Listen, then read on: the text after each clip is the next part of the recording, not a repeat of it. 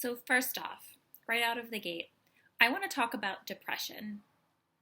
I know that it's a spectrum, major depression versus mood disorders, the depression that can come from loss, the depression that can come from anxiety disorders.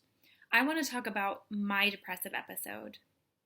I referenced it in my video last November about being caught up in my old behavior patterns. But what I didn't talk about was how I realized I was depressed and what that actually meant to me. The majority of my adolescence and young adult life, my mother suffered from crippling major depression, to the point that when I was in high school and college, she actually was released from work on medical leave because she was unable to work due to her mental illness.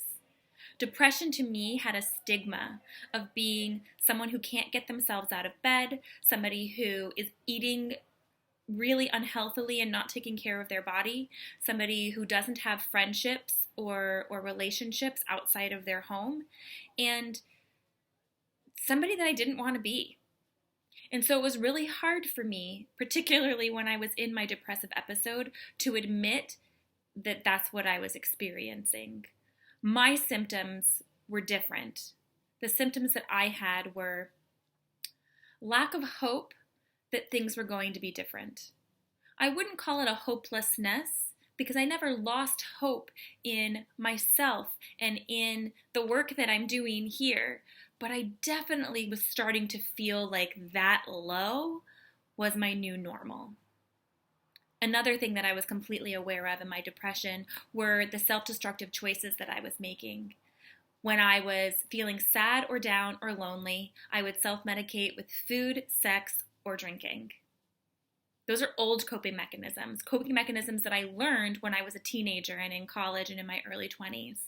They hadn't resurfaced for a while. It makes sense to me that they would resurface like they did because I'd moved to a new city and I didn't have my regular support network, but the excuses don't matter to me. The point is, when I am depressed, I seek solace and I seek comfort in food, sex, and alcohol. I can see those symptoms very clearly now, but in a depressive state, I was unable to identify them. And I had a lot of shame around that. Shame about how I was living. Shame about having this public platform and yet privately being a useless mess. I want to share that with you now because I would like to talk a little bit about the stigma that we have around depression, but more specifically, the stigma we hold for ourselves when we're in a depressive episode. My depressive episode lasted for the majority of 2018. I'm so very grateful to be on the tail end of it now, looking backwards.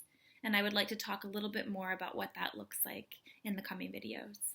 Thank you for being here.